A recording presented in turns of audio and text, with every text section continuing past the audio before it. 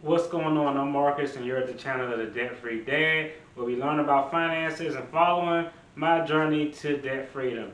And this video is Free Game Friday, and I got a couple of requests because people, I guess, like this little format. So, as part of Free Game Friday, I'm going to talk about a few topics that are trending in the news, some related to finance, and some that I think I just need to talk about because I think is ridiculous or crazy or could provide some value to you, the viewer. As always, if you're interested in learning about finance and following my debt-free journey, definitely subscribe to the channel. Hey, disclaimer, I'm an attorney, I'm a licensed attorney, I'm not your attorney, so if you're seeking legal or financial advice, I definitely advise you to seek a professional in your local area. So, first story we're going to start out with, because it ain't no table talk for Free Game Friday, is student loan services. Now, there's always been this big debate about whether student loans should be forgiven and forbearance and extensions and so forth, but this is really ridiculous. All of these student loan servicers, the one who service federal student loans like your Fed loans and Sallie Mae's, have been making overt efforts to make sure that borrowers do not qualify for public service student loan forgiveness. From November 2020 to April of 2021, only 1% of the 200,000 applications for public service student loan forgiveness have actually been approved. One of the ways the servicers were taking advantage of borrowers were by asking for additional documentation that they asserted they needed, which they really didn't need, requiring borrowers to get additional certifications from their employers. Some went as far as telling borrowers that the public student loan forgiveness program is only for persons in a nonprofit, just completely excluding the state and federal government employees who can actually qualify. One of the big issues were individuals who had the federal family educational loan were often told that their loans did not qualify for public service student loan forgiveness, which is true. However, if an individual were to take that loan and get a direct loan consolidation, then that direct loan consolidation and those 120 consecutive payments would qualify that loan to be forgiven under the public service student loan forgiveness program. This just goes to show that, hey, if the government isn't going to give you anything, which they probably won't, so don't really expect it, even the servicers who manage the government programs are actually trying to take advantage of the borrowers. I can actually speak from experience. I've actually investigated numerous cases jointly with the CFPB. The CFPB is the Consumer Finance Protection Bureau. They were designed to make sure borrowers and regular citizens like you and me don't get screwed over by servicers, whether it's mortgage servicers, student loan servicers, credit card companies. One of the major changes that the CFPB made during the Obama administration, I don't know, this was back in my debt days when I had credit card debt, but they required all credit card companies to actually put, hey, if you pay the minimum, this is how long it'll take you to pay, but if you pay this extra amount, this is how much you will shorten that repayment time frame. So the CFPB was one of the main proponents who actually got that changed and required that to be on everyone's credit card statement. But it's just sad. Most times it's the CFPB working jointly with the state attorney general's office to make sure consumers aren't taken advantage of. So if you have a federal program like the Public Student Loan Forgiveness Program, that these servicers actually sign a contract to be able to manage these federal loans and benefit from getting the interest payments. If they actually take overt efforts to divert borrowers from qualifying for the loan forgiveness, that can be a type of fraud, and it's probably a type of fraud in one of two ways. Most likely as a false statement. A lot of times servicers have to send paperwork regarding all of the federal programs that they service, whether it's a mortgage or a student loan servicer, to whoever the entity is, whether it's the Department of Treasury, the Department of Education. So there's a potential that by screwing over these borrowers, they likely had some type of false statement in the certification that had to be submitted either to the Department of Education or Treasury, most likely the Department of Education. Or an alternative, if it wasn't a false statement made, they probably omitted a material fact in their certification to the Department of Education. So, hey, the government need to get on it. If it's people out there who were supposed to qualify for student loan forgiveness and didn't because their servicer actually screwed them over, the government, hey, I don't really care if y'all forgive loans and that, but those people need to definitely have they need to be made whole. At the bottom line, those loans should be wiped out. That interest, any interest that they paid that may have occurred after the time their loans should have been forgiven, should be repaid to them. Now, the next thing I'm going to talk about is why I will never invest in this investment vehicle. And we're talking about REITs, real estate investment trust. I can't stand them. I hate them. And they're actually great investment vehicles. You can invest in them and make a lot of money. This goes to a video where I talk about, do individuals have a moral compass when it comes to investing?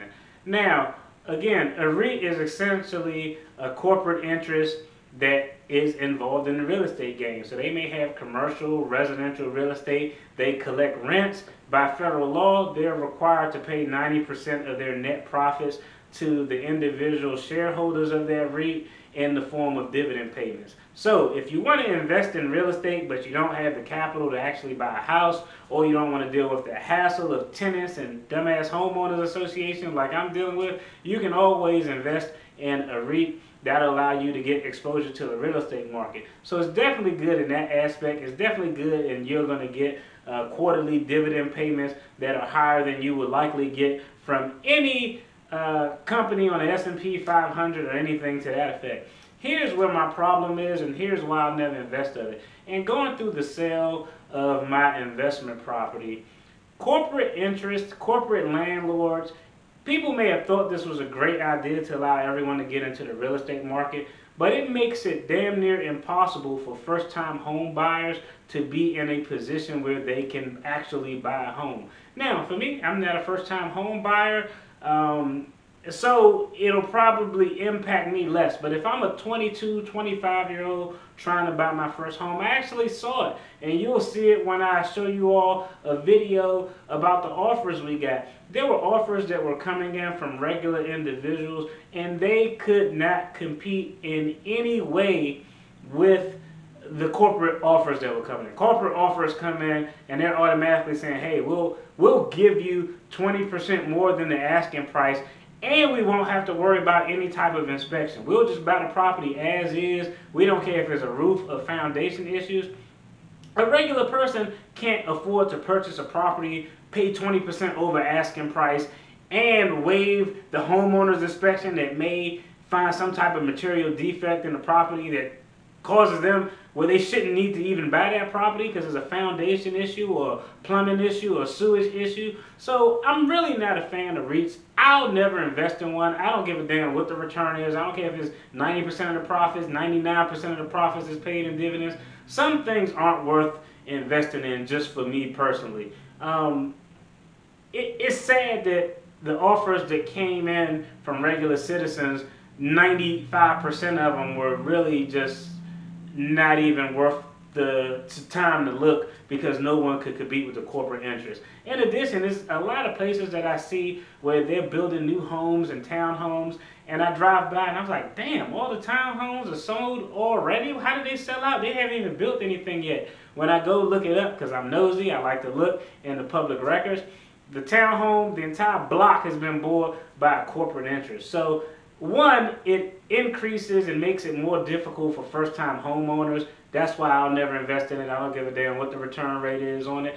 Two, the other thing that I don't like about it is corporate landlords is something that can be problematic in and of itself. When you have an individual as your landlord, not all, but a lot of the times, they are much more willing to try to rectify a wrong or deficiency that a tenant has because they want to avoid litigation the same way the defendant does. They don't have the bandwidth to pay for all the litigation costs associated with something that could potentially just be repaired, even if they had to eat a little bit of the cost in the repairs that may or may not be their responsibility. When you have a corporate landlord, corporate landlords don't give a damn. They will throw you out. They have the resources to litigate the case. If you don't have the resources to hire counsel, Hey, I hate to say this, I'm in the law field, but if you go to court without an attorney, most times it's not going to end well for you. And if you even look at a lot of the states, hey, the federal government said, hey, we're going to have this eviction moratorium where people can't get evicted, but people were still getting evicted in some states because if you look at the statistics, a lot of these corporate landlords were actually filing cases within the local courts saying that, hey, this guy isn't paying rent, he needs to get out. And some of the courts in the local states where these cases were filed actually agreed by saying that the federal government can't bar an individual's right to make profit. So it's just too many problems. It makes it unrealistic for homeowners, for first-time homeowners to buy a home.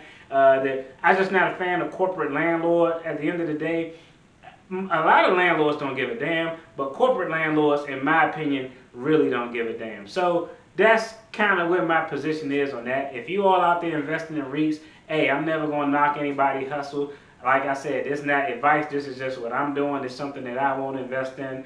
Now, the last thing isn't necessarily finance related, but it's something that everyone needs to know about. In Alameda County, it was a local police officer who was having an interaction with a citizen during a protest. During this protest, this officer reaches into his pocket, pulls out his cell phone, and starts playing Taylor Swift. Now, the citizen who he was talking to, they were confused. If you look at the video, they were confused. Like, hey, well, why are you playing Taylor Swift? You don't want anybody to hear this conversation? Well, the officer being a smart ass, so yeah, well, he was actually being forthcoming. I'm not even going to say that. He was actually being forthcoming. He was like, nah, I don't care about them hearing this conversation. Well, the reason he decided to play Taylor Swift is because officers are trying to make an overt attempt to, one, prevent videos where they're interacting with civilians from going viral. So they want to avoid videos like that being posted on any type of social media, to include Facebook, YouTube, Instagram. And so if they play this song, this Taylor Swift song, which was a song that had copyright protection, he knows that the conversation will get deleted if it's uploaded to YouTube, if it's uploaded to Facebook, if it's uploaded to any other mediums. The video may get deleted in and of itself, or like YouTube does, they may just take out the sound of the video. Now, let me tell you why this is important. First, whoever thought of this in some back room was really thinking outside of the box. I'm sure it's probably some old school lawyer and some old school sheriff deputy who was actually sitting down thinking, like, man, how can we do this and avoid these video interactions from going viral? So they were definitely thinking out the box. The problem is sometimes people use too much brain power to come up with a bad idea. If you're a law enforcement officer who gets paid by taxpayer dollars, you shouldn't make any overt effort to block a legal recording that's being done from a citizen. Because the assumption is that you're doing your job within the confines of the law, and you aren't out here overtly violating anybody's rights. And in my opinion, as a former defense attorney, as someone who sat at the prosecutor's table, if you are pulling out your phone to play Future just so the interaction and the conversation isn't recorded, that raises a red flag as to if you're about to do something that actually violates an individual's right, and you're taking steps to potentially avoid accountability. Now, let's talk about, just from a trial standpoint, how important this could be. And I know a lot of people out there will say, well, even if they don't have the sound, they'll have the video of the interaction, which is true. If, Lord forbid, if it's an officer whipping somebody's ass and Taylor Swift or Future or whoever, the Migos is playing in the damn background and the audio isn't there, you can still see the ass whipping. The problem from an evidentiary standpoint, from a trial standpoint, is sometimes the sound and the information gathered from the audio before an event, during an event, and after an event is paramount in determining an individual's culpability for either criminal or negligent behavior. Let's just think about it. Just think about all the stuff we saw in the news with law enforcement interaction. Just think if there was no sound, but all you saw was the interaction. Well, yeah, you see the interaction, but you can't hear the people saying, hey, don't attack that man like that. Hey, he's not moving. Why you have your knee there for so long? Is somebody going to help? Those are all things that are paramount. So it should be really interesting how this is going to work. I'll tell you, just based on, my personal legal opinion, and I've only been doing criminal law matters for over a decade, but I don't think copyright law in any way will trump any type of criminal investigation or negligence trial. So I think that there are some exceptions where judges will allow that information to come in. I think the biggest thing is them playing these copyrighted music to prevent things from going viral to get national attention. And I'm gonna be honest, if I were an artist, I would just come out off the cuff and be like, hey, well, y'all better not play Marcus' song, because if you play my song, I'm waiving any copyright protection that I have solely for the purpose of prosecution or investigating an act that may have been done by a law enforcement officer to a civilian. So, hey, I understand law enforcement is a hard job. Hey, I understand that it's somebody who's been in a war zone, a high-stress situation. I get it, I understand it, and I know that all officers aren't bad. But officers who look to take advantage of a loophole like this, I'm already looking at you sketch. If you are doing your job in accordance with the rules, you shouldn't be looking for ways to skirt accountability. That's it. That's all I have for Free Game Friday. I just wanted to talk about some topics that were really burgeoning and some topics that were just bothering me. As always, hey, I appreciate y'all. I love y'all. Y'all take care. Be blessed. Peace. If you're still tuned into this video right now, there should be some links on the channel. Check out those videos and the link. Definitely more content you'll enjoy. And hit that subscribe button all the way to the right of your screen.